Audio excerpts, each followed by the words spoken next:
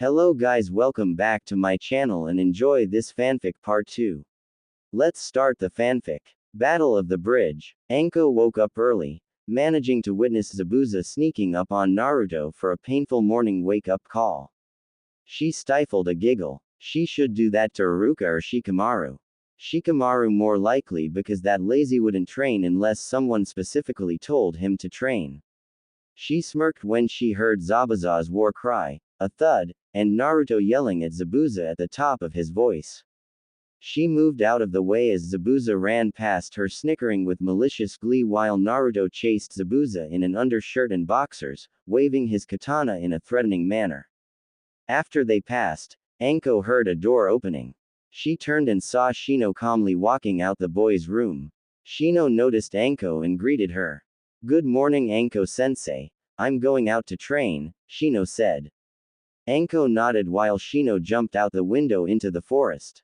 Anko went down to the kitchen to see Tazuna piss drunk at the table.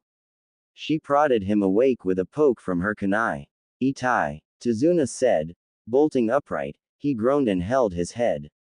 "Oh, hangover." He blundered into the kitchen and began searching in the various cabinets. After several minutes, he came back to the table carrying a red bottle and a shot glass.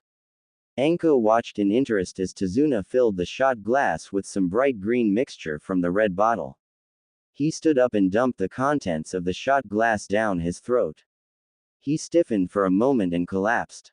Anko quickly hurried by his side. "Tsunami-san," she yelled. Tsunami came running to the kitchen. She noticed her father on the ground with Anko frantically checking for a pulse. She then noticed the red bottle on the table. "Anko, it's fine. He's just knocked out for a bit," Tsunami said. Anko gave her a skeptical look. What he drank was a very strong herbal mixture that rapidly flushes the alcohol out, making them fully functionable in an hour. However, the mixture knocks out a person for an hour, then wakes them up by involuntary urination of the alcohol. Anko gave a disgusted look at the involuntary urination part. She stopped checking on a pulse, left him on the ground. She walked over to examine the mixture. She poured a drop on her finger and sniffed it. "Woo, that's some strong stuff," Anko exclaimed. Tsunami nodded. "Anyway, would you help me with breakfast, Anko-san?" Anko nodded. For an hour, she helped Tsunami with the breakfast, mentally remembering some of the dishes to cook for Iruka when she got back to Konoha. While they were preparing breakfast, Naruto and Zabuza came into the kitchen arguing. "That was my win, brat." Zabuza gloated. "No, it wasn't. You used a jutsu. Therefore I won," Naruto protested. Zabuza gave a Naruto a shit-eating grin. "So, I'm a ninja," Naruto growled. "Let's decide who won now." Jan-ken pon. Zabuza had scissors while Naruto had paper. "Bleep, bleep. Go, bleep, yourself," Naruto bellowed. Zabuza was laughing and giving Naruto the victory sign. This only infuriated Naruto. He tackled Zabuza and the two fell to the ground in a brawl. Anko rolled her eyes at immaturity of the two. Honestly, they act like children. She heard a yawn and turned toward the source. Shikamaru walked in, his face in a lazy expression as usual. He acknowledged Anko with a nod of his head. He sat in a chair, watching the brawl with mild interest. He suddenly grinned and made several hand seals. Ninpu. Shadow imitation. Shikamaru's shadow connected with Naruto's. Shikamaru made Naruto's hand grope Zabuza's crotch. "Ya faggot." Zabuza roared and kicked Naruto off. Naruto was pissed. "Shikamaru." Naruto bellowed. He made several hand seals that Shikamaru recognized. Naruto began chasing Shikamaru while a raging Zabuza was chasing Naruto. "Get back here, ya freaking faggot." Zabuza roared. "I'm going to make your weights so heavy, you'll have to work to sleep." Naruto bellowed. "Troublesome swordsman," Shikamaru yelled. The three ran in circles around the kitchen table. After 5 minutes, Anko got tired of all the noise. "Enough," Anko screamed. She pointed her hand at the three screaming idiots. Ninpu. Hidden snake hands. 12 snakes wrapped themselves around Shikamaru, Naruto, and Zabuza. She lifted the three up and slammed them down on the ground hard. "Itai." They screamed. Anko smirked. She drew her kunai and licked it, a sadistic look in her eye that scared the hell out of Naruto, Zabuza, and Shikamaru. Now sit still like good little boys before I get to practice my torture techniques on the three of you. Let me tell you, I'm better than Ibiki at physical pain, Anko said evilly. The Shikamaru and Naruto nodded fearfully. Surprisingly, Zabuza nodded as well. Zabuza heard of Ibiki the torturer. His methods of torture are barbaric, painful, and made you wish you were dead at the start. Anko released her snakes. The three sat at the table, barely moving at all. Anko grinned. That's a good boy, Anko cooed as she patted each one on the head like a dog.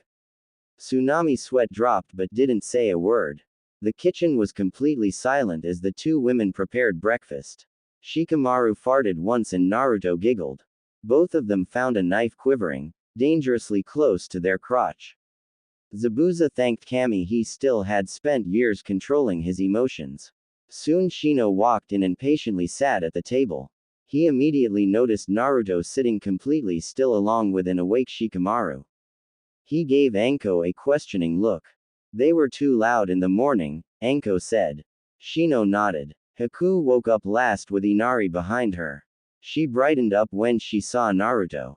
Good morning Naruto-kun, Haku said cheerfully and went to hug Naruto. Naruto blushed when he felt Haku's press against his back. She nuzzled his cheek causing Naruto to blush a deep red. Breakfast is ready, Anko called. At that moment, the sound of running water filled the air along with the smell of ammonia. Everyone turned to see the source. Tazuna grunted and yawned. He stood up to see everyone staring at him. What? Shino pointed at his pants. Tazuna's gaze followed where Shino was pointing. Ah damn. Awkward. After Tazuna washed up and changed, everyone began eating. The breakfast was wonderful. Anko showed her sadistic side when she forbade Naruto, Shikamaru, and Zabuza from eating until everyone was done. Alright Team 7, we're going to guard Tazuna at the bridge while he works, Anko said. Zabuza. Haku, will you join us? Haku nodded because she wanted to spend more time with Naruto. She wanted to make the most out of the time Naruto and her were together. Zabuza agreed because he was scared of Anko. Anko grinned. Good. As they left, Anko turned to Naruto. Naruto, make a dozen clones to protect the house. If Gato knows we're gone, he might send thugs after Tsunami and Inari. Naruto nodded. He made a dozen shadow clones and sent them to guard Tazuna's house. Team 7 headed to the bridge at a casual pace. When they arrived at the bridge, there was nobody there. Tazuna was confused while everyone else had his or her guard up. Where is everyone? Tazuna asked aloud. We sent them away, an oily voice answered. The group turned to see three people standing on the bridge. Zabuza growled. Yazu, the stone bear.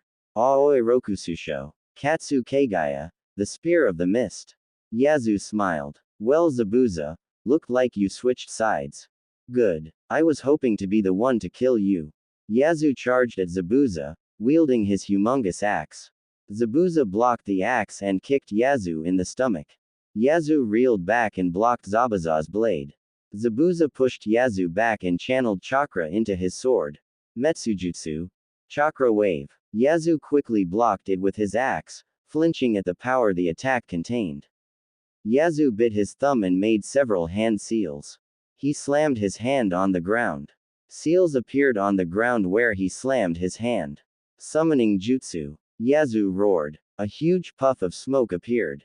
When the smoke cleared, there was an armored bear carrying a giant battleaxe. The bear growled. Aoi chuckled. Well, let's get started. He threw several umbrellas in the air. As they floated down, Aoi made several hand seals. Raining needles. The umbrellas began firing thousands of needles at Team 7 and Tazuna. Fuden. Great breakthrough. Anko, Naruto, and Shikamaru shouted. Together, they made a whirlwind that knocked all the needles away from them. Naruto, Shino, Shikamaru. Go battle him, Anko ordered. Haku guard Tazuna. All battle Katsu. The genins nodded and charged Aoi. Naruto made several seals. Ninpu. Unchaining seal. He poked Shikamaru. Shikamaru immediately sped up much faster to Shikamaru's surprise. It also surprised Aoi, who had not expected such speed from a genin. Shikamaru kicked Aoi with harder than Shikamaru thought he could.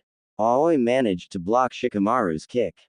He jumped back though when a chain shot forward, nearly impaling Aoi. Shino retracted his chain and shot it out again. Aoi jumped up to avoid the chain.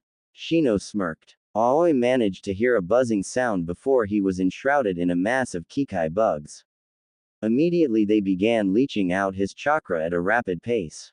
Shit. Aoi went into the water and dived, managing to rid himself of the Kikai bugs. As the three genins waited for him to resurface, Shino removed his weights and Naruto disabled part of his gravity seal. Aoi charged back on the bridge.